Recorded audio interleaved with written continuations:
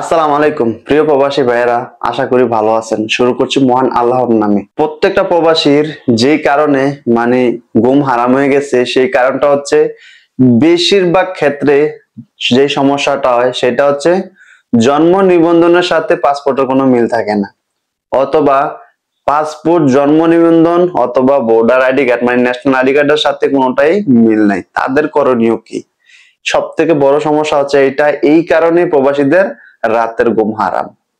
তো প্রথমে বলবো, পাসপোর্ট যেহেতু আপনার এখন খুবই গুরুত্বপূর্ণ, পাসপোর্ট ছাড়া আপনার এখন চলাটাই মুশকিল। এই সকল ভাইদের বলবো, আপনার যদি জন্ম নিবন্ধন আপনার জন্ম নিবন্ধন বলতে তো বুঝতে পারছেন, যেটাকে আমরা জন্ম নিবন্ধনে বলি। তো ওই জন্ম নিবন্ধনটাকে আপনি যদি অনলাইন না করা থাকে, সেটাকে আপনি কি করবেন? সংশোধন করবেন। কিভাবে করবেন? যে আপনার এমআরপি পাসপোর্টটা আছে, এই পাসপোর্টটাকে একটা প্রিন্ট করবেন, অথবা ছবি ভালো করে স্পষ্ট করে ছবি ক্লিয়ার করে তুলে দেশে পাঠাবেন। পাঠিয়ে আপনার মা ভাই বোন যে থাকুক, যে আপনার গার্ডিয়ান হিসাবে থাকুক বা গার্ডিয়ান না থাকুক, যার মাধ্যমে আপনি করাতে পারেন, আপনার ইউনিয়ন পরিষদে যাবেন বা আপনার পোস্ট অফিসে যাবেন। ইউনিয়ন পরিষদে গেলে সরাসরি করা যায় এগুলা, ঠিক আছে? ওখানে আপনার হয়তো সামান্য কিছু টাকা খরচ হবে। তো আপনি ওখানে দালাল, তো সব জায়গায় দালাল। তো যাদের ইমিডিয়েটলি প্রয়োজন, পাসপোর্ট জরুরি প্রয়োজন করতে হবে, তাদেরকে হয়তো কিছু টাকা খরচ করতে হবে, 2-3 হাজার। বা আপনি চাইলেও কিন্তু খুব তাড়াতাড়ি বানাতে পারবেন, একটু টাকা খরচ করতে হবে। কি বাংলাদেশে তো বুঝেনি। আর যদি কোন যে না আমি স্লোলি করব, তাও করতে পারবেন, কোনো সমস্যা নেই। তো ওখানে আপনার এই পাসপোর্ট ফটোকপিটা অনুযায়ী বলবেন, ঠিক এক অনুসারে, যাতে 1 ইঞ্চি ভুল না হয়, একটা অক্ষর যাতে ভুল না হয়। মায়ের নাম, বাবার নাম, আপনার জন্মস্থান, একদম পাসপোর্টের অনুসারে জন্মসনটাকে বলবেন যে ইংলিশ ভার্সন। আমি আবারও বলছি, ইংলিশ ভার্সন করে দেশ থেকে ঠিক করে আনাবেন। তাইলে এই কথাটা ক্লিয়ার তো?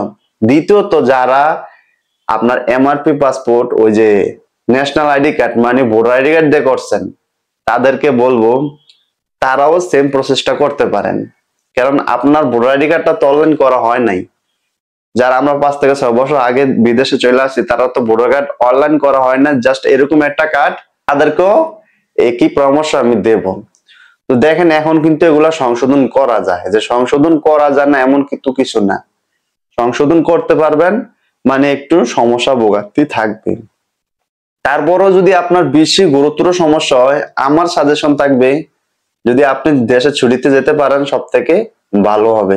তবে এটা আপনার মাথায় রাখতে হবে, যদি আপনার ভিসাটাকে বাঁচাইতে চান, আমার কথা বুঝতে পারছেন? বর্তমান যদি ভিসাটা বাঁচাইতে চান, তাইলে ভোটার আইডি কার্ড কোন, জন্ম নিবন্ধন কোন, আপনার বর্তমান পাসপোর্টের সাথে মিল থাকতে হবে। এইটা হচ্ছে বড় সমস্যা। আমি এই বক্তব্য কি আমি নিজে, কারণ আমার পাসপোর্টের ভিতরে যে ঠিকানাটা আছে, এটা আমার দেশের ঠিকানা না, বাবা আমার গ্রামেরও ঠিকানা না, অন্য একটা জেলার ঠিকানা আমার পাসপোর্টে বসায় দিছে। তো এটা তো ভুলটা আমার ছিল না, ছিল হইলো পাসপোর্ট অফিসে যিনি কম্পিউটারে টাইপিং করেন, যখন আমার পাসপোর্টটা তৈরি করছিলেন, উনি ভুল করে দিছে। আমার কথা বুঝতে পারছেন? তো এখন আমি যখন আমার জন্ম সনদটাকে আমি পুনরায় পাসপোর্টের অনুসারে করতে গেছিলাম, তো তখন তো বলতেছে যে আপনার মায়ের নাম হচ্ছে অমুক, বাপের নাম অমুক, মায়ের বাপের ঠিকানা দেখাচ্ছে আপনার গ্রাম অমুক। তাহলে আপনার গ্রাম আবার আমরা সংশোধন করে তো আপনার সঠিকটা দেওয়ার চেষ্টা করতেছি। জি, আমি বলতেছি জি। তাহলে আপনার যে ঠিকানাটার মধ্যে, পাসপোর্টের ঠিকানার মধ্যে অন্য একটা ঠিকানা, অন্য জায়গার, তাহলে এটা যদি এখানে দেই, তাহলে কি এটা সংশোধন হবে? তো এখন তো আমি ব্যাখ্যা হয়ে গেলাম যে আসলে তো কথা ঠিক, আমার বর্তমান ঠিকানা তারা সংশোধন করবে, আমার বয়স, নাম সবকিছু মোটামুটি জন্ম সনদে সংশোধন করে অনলাইন ভার্সন করতেছে। বাট আমার যে বর্তমান ঠিকানা, বর্তমান সবকিছু ঠিক আছে, কিন্তু আমার পাসপোর্টে যে অন্য একটা জায়গার দিয়ে রাখছে তারা, সেটা কমপ্লিট করতে পারছি না। তো আমি যেহেতু আপাতত এমআরপি পাসপোর্ট পেয়ে গেছি আলহামদুলিল্লাহ আপনাদের দোয়ায়, তাই আমি এটা নিয়ে আর কোনো টেনশন করতেছি না আপাতত। ভবিষ্যতে সামনের দিকে দেখা যাক কি করা যায়, হয়তো দেশে যেতে হবে, গিয়ে পাসপোর্ট অফিসে যোগাযোগ করতে হবে। তো আপনারা যারা এমন সমস্যাটা আছে, জন্ম নিবন্ধন আপনি সংশোধন করতে পারবেন আপনার যদি এলাকার নাম, বয়স সবকিছু সংশোধন করতে পারবেন বর্তমান পাসপোর্টের সাথে মিল রেখে। তবে হ্যাঁ, যদি অন্য জায়গার ঠিকানা এখানে বসায় দেয়, ঠিক আছে, মানে আমার বাড়ি হচ্ছে ধরেন মাদায়া আলিকটেক গ্রামের নাম, কিন্তু আমারটা দেওয়া আছে মাদায়া লাকসিমপুর। মাদায়া লাকসিমপুর কিন্তু এটা আমাদের এখানে ঠিকানা না, লাকসিমপুর হচ্ছে লক্ষ্মীপুর, নোয়াখালীতে। তো সুতরাং আমি করণীয় কি, তা আমি যতটুকু বুঝি এইটা আপাতত বিদেশ থেকে করা সম্ভব হচ্ছে না মনে হয়। তারপরও সামনের দিকে হয়তো বা এরকম কোন প্রসেস যদি চালু হয় তাহলে করতে পারবো, আর নয়তো দেশে গিয়ে বিস্তারিত ভাবে পাসপোর্ট অফিসে আবেদন করে এটাকে সংশোধন করতে হবে।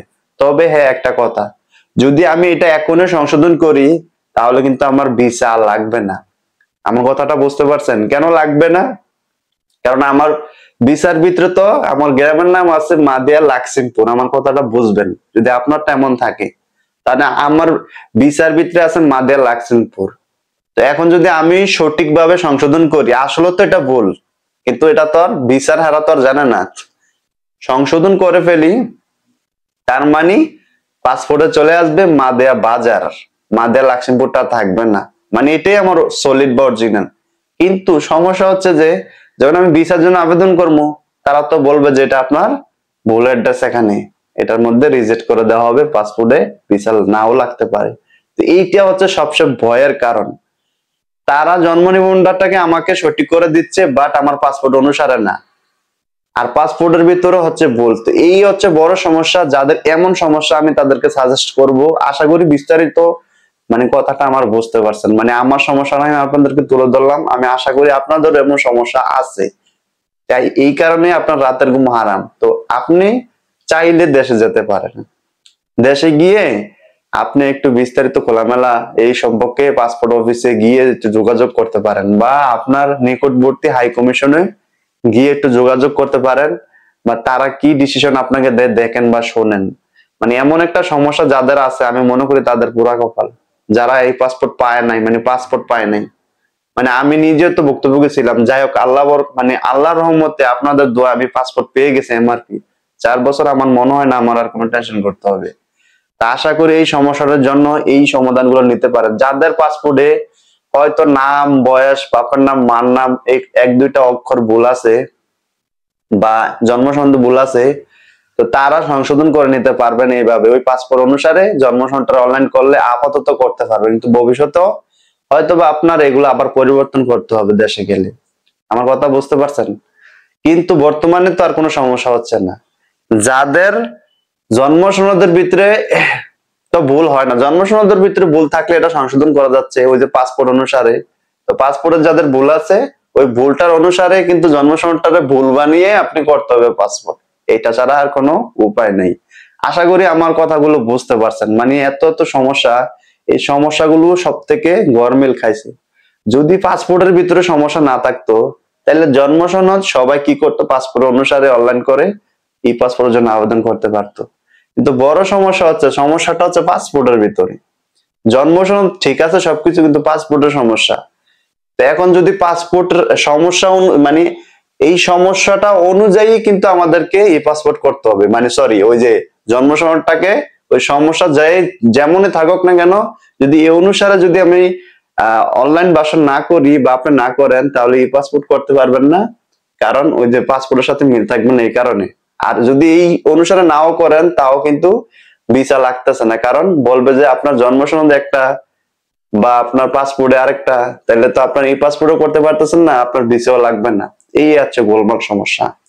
তো আরেকটা বিষয়, সবাই আমাকে প্রশ্ন করতেছেন অথবা রিকোয়েস্ট করতেছেন, ভাই এখন কি এমআরপি পাসপোর্ট করা যায়? দেখেন, আমার অলরেডি একজন ভিউয়ার, সম্মানিত ভিউয়ার্স দুইজন আজকে হাই কমিশনে যাবে, তো ওনাদেরকে আমি রিকোয়েস্ট করছি যে আসলে কি এখন এমআরপি পাসপোর্টের জন্য আবেদন করা যাচ্ছে কিনা সেই তথ্যটা যাতে হাই কমিশন থেকে জেনে আসে। আমি ভুলভাল তথ্য আপনাদেরকে দেব না, কারণ ভুল তথ্য দিয়ে যদি এখন আবার শুরু হয় এমআরপি পাসপোর্ট করা যেতে পারে, যদি আমি বলি যে না, হয়তো আপনি কনফিউজে থাকবেন বা টেনশনে থাকবেন, অনেক বড় সমস্যা এটা আমি জানি। তাই ভুলভাল তথ্য দেব না, যতটুকু জানি চেষ্টা করি অনলাইন থেকে নেওয়ার বা হাই কমিশন থেকে নেওয়ার, মানুষকে পাঠিয়ে ওখান থেকে তথ্য আনার, সবকিছু আপনাদের কাছে তুলে ধরি। তো আজকের ভিডিওটা অনেক বড় হয়ে গেছে। ভালো থাকবেন, সুস্থ থাকবেন। অবশ্যই ভিডিওতে লাইক করে দিবেন, চ্যানেলটি সাবস্ক্রাইব করে দিবেন আর পরবর্তী ভিডিওর জন্য অপেক্ষা করবেন। আসসালামু আলাইকুম।